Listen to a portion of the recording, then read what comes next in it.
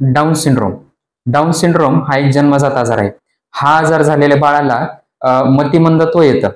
आईचं वय जर प्रेग्नन्सीच्या वेळी 30 पेक्षा खूप जास्त असेल, तर मग त्या आईला डाऊन सिंड्रोम घेऊन येणारं बाळ होण्याची शक्यता खूप जास्त असते. आता हा डाऊन सिंड्रोम नेमका काय आहे आणि हा कशामुळे होतो, याची लक्षणं काय आहेत आणि याला आपण काय करू शकतो, हे आज आपण आजच्या व्हिडिओमध्ये पाहूया. डाऊन सिंड्रोम हा एक क्रोमोझोमल डिसीज आहे, ज्यालाच की आपण जनुकीय आजार असं म्हणतो.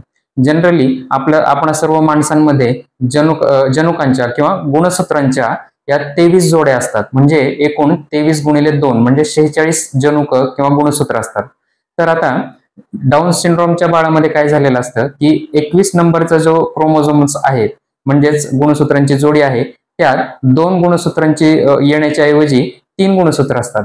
त्यामुळं टोटल या बाळांमध्ये 47 क्रोमोझोम्स किंवा 47 गुणसूत्र येतात.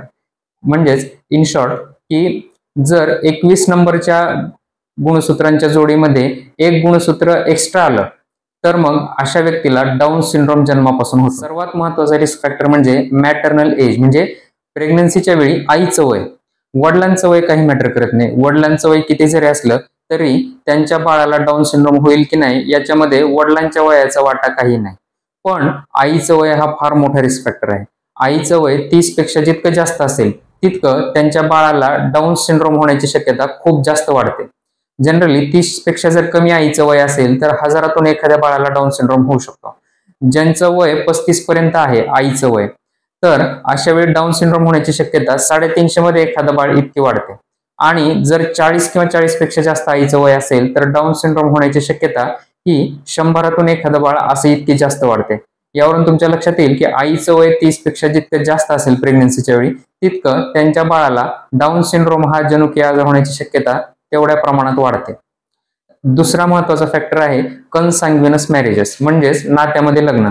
ज्यांचं रक्ताच्या नात्यामध्ये लग्न झाले आहे, ज्या आई वडिलांचं, जसं की मामाचा मुलगा, आत्याची मुलगी किंवा इतर जवळची रक्ताची नाती, तर त्यांच्यामध्ये डाऊन सिंड्रोम तसंच इतरही अनेक जनुकीय आजार किंवा जन्मजात आजार होण्याची शक्यता खूप जास्त वाढते. बाहेरून दिसणारी लक्षणं आहेत की अशा बाळाचं डोकं लहान असतं, त्यालाच मायक्रोकेफेली म्हणतो.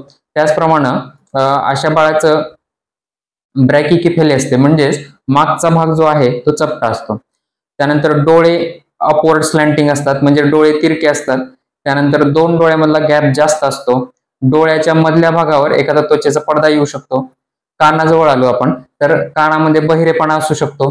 त्याचप्रमाणे दात बारीक असू शकतात आणि हाय आर्च्ड पॅलेट, म्हणजे टाळू खूप उंचावर असू शकतो, तोंडामधला टाळू. त्याचप्रमाणे अशा बाळाची मान लहान असते, त्वचा ही रफ खरमरीत असते, खूप कमी प्रमाणात आणि पातळ केस असतात अंगावर. हात जे असतात ते शॉर्ट आणि ब्रॉड असतात. त्याचप्रमाणे क्लायनोडक्टाइली, म्हणजे एखादा बोट म्हणजे करंगळी लहान असू शकते. अंगठा आणि इतर बोट यामध्ये गॅप असू शकतो. त्याचप्रमाणे अशा बाळाला मसल टोन जो आहे तो खूप कमी असतो आणि तो नॉर्मल व्हायला बराच काळ जातो. मसल टोन याचा अर्थ की स्नायूंची लवचिकता किंवा कडकपणा. स्नायूंची स्ट्रेंथ खूप कमी असते, जॉईंट्सची लॅक्सिटी, फ्लेक्झिबिलिटी खूप जास्त असते आणि त्यामुळं अशा बाळांना बसायला, रांगायला, मान धरायला आणि इतर मोटार ऍक्टिव्हिटीज करायला खूप जास्त वेळ लागतो. त्याचप्रमाणे हे झाले बाहेरून दिसणारे घटक. आता शरीराच्या आतल्या ऑर्गन्समध्ये काय लक्षण असतात ते बघूयात. तर डोक्यापासून सुरू करायचं झाल्यास तर मेंदूमध्ये मतिमंदत्व असतं, पण माइल्ड टू मॉडरेट असतं. जरी ही बाळ मतिमंद असली तरी ती खूप फ्रेंडली असतात. त्यानंतर गळ्यापर्यंत आलो आपण तर थायरॉइडचा आजार असू शकतो. हायपोथायरॉइडिझम म्हणजे थायरॉइडचा सिक्रेशन कमी असणं, थायरॉइड हार्मोनची कमतरता असू शकते. ती जर असेल तर मतिमंदत्व आणखी जास्त प्रमाणात वाढतं. त्यानंतर हृदयामध्ये होल असू शकतं, जन्मजात हृदयाचे आजार, जन्मजात फुफ्फुसांचे आजार असतात, जन्मजात आतड्यांचे आजार असतात, जसं की इम्परफोरेट ॲनस, म्हणजेच शीची जागाच तयार न होणं किंवा आतडं कमी प्रमाणात तयार होणं, यालाच म्हणायचं की हर्षस्प्रुंग्स डिसीज किंवा डिओडिनल ॲट्रेझिया, म्हणजे आतड्यामध्ये एखाद्या ठिकाणी आकुंचन पावलेलं असणं. तर ही झाली आतल्या अवयवांची लक्षणं. आता या सर्वांमध्ये सगळ्यात महत्वाचं आहे की दृष्टीदोष. डोळ्यातील लेन्सवर जर ओपॅसिटीज असतील तर त्याला दिसायला कमी येतं. दुसरं बहिरेपणा. तिसरं आणि महत्वाचं मतिमंदत्व. चौथं म्हणजे थायरॉइडचा आजार, हृदयाचा आजार, फुफ्फुसांचा आजार आणि आतड्याचा आजार. तर हे फार महत्वाचे घटक आहेत आणि ते लवकर करेक्ट करावे लागतात. जन्मजात आजार आहे हा जनुकीय बदलांमुळे झालेला आहे, गुणसूत्रांच्या दोषांमुळे झालेला आहे, त्यामुळे याच्यावर काहीही उपचार नाही. हा आजार एकदा झाला की तो आयुष्यभर राहणार.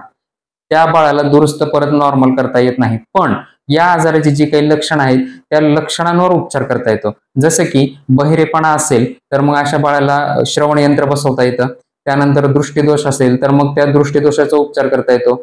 मतिमंदत्व असेल तर मग अशी बाळ सोशली मागं पडलेली असतात.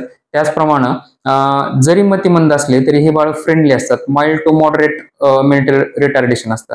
त्यामुळं अशा बाळांना म्हणजे सामाजिक प्रवाहात घेऊन येणं हे महत्वाचं असतं. त्यांना जर हृदयाचा आजार असेल, होल वगैरे असेल हृदयामध्ये, तर ते ऑपरेशनने बरं करता येतं. थायरॉइडचा आजार असेल तर तो वेळीच डायग्नोज करून थायरॉइडची जर गोळी चालू केली तर तो थायरॉइडचा आजार सुद्धा बरा करता येऊ शकतो. त्याचप्रमाणे आतड्याचे आजार, फुफ्फुसांचे आजार हे सर्व आजार वेळीच डायग्नोज करून त्या प्रकारची ट्रीटमेंट देऊन ते बरे करता येतात. पण मूळ जो जनुकीय दोष आहे तो मात्र बरा करता येत नाही. त्यामुळं ही मुलं ही आयुष्यभर मतिमंद राहतात. पण इतर जे असोसिएटेड लक्षण आहेत त्यांच्यावर मात्र उपचार करता येतात. उपचारांमध्ये सगळ्यात महत्वाचं आहे की या डाऊन सिंड्रोमच्या जे काही बाळ आहेत त्यांना सामाजिक प्रवाहामध्ये आणणं.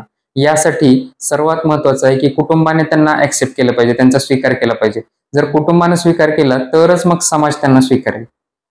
तर मग सामाजिक प्रवाह त्यांना आणण्यासाठी काय करू शकतो, तर त्यांच्यामध्ये नक्कीच एखादा तरी काहीतरी स्पेशल गुण असू शकतो.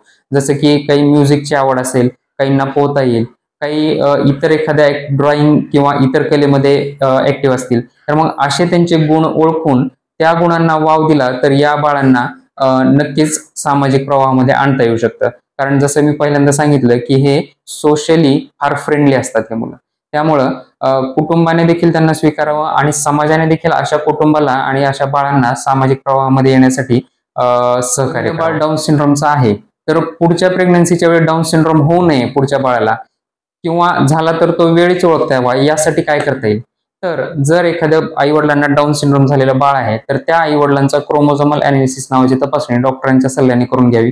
जर त्यामध्ये दोष आला तर पुढचं बाळ डाऊन सिंड्रोमचं होण्याची शक्यता जास्त वाढते. त्यातच जर आईचं वय 30 पेक्षा खूप जास्त असेल तर डाऊन सिंड्रोमची शक्यता आणखी जास्त वाढते. त्यामुळं डॉक्टरांकडून व्यवस्थित काउन्सिलिंग करूनच पुढच्या प्रेग्नन्सीची त्यांनी प्लॅनिंग करावी. आणि प्रेग्नन्सी राहिल्यानंतर सुद्धा काही विशिष्ट तपासण्या आहेत की ज्या करून घेतल्या बाळ पोटात असताना तर मग त्या बाळाला डाऊन सिंड्रोम आहे की नाही हे कळू शकतं. तर अशा कोणत्या तपासण्या आहेत, तर जर बाळ पोटात असताना 14 ते 18 आठवड्यामध्ये स्त्रीरोग तज्ञांच्या सल्ल्याने काही बायोकेमिकल टेस्ट आणि सोनोग्राफिक टेस्ट केल्या, जसं की बायोकेमिकल मध्ये ट्रिपर मार्कर टेस्ट आहे जी की आईच्या रक्ताची तपासणी असते, किंवा काही सोनोग्राफिक टेस्ट आहे की ज्याच्यामध्ये नकल फोल्ड थिकनेस किंवा काही कार्डियक अॅनोमलीज आहेत का, किंवा क्लाइनोडक्टाइली वगैरे यासारख्या अॅनोमलीज या बाळाला असलेले दोष हे सोनोग्राफीत दिसले तर एक डाऊन सिंड्रोम असण्याची शक्यता पडताळून पाहिली जाऊ शकते.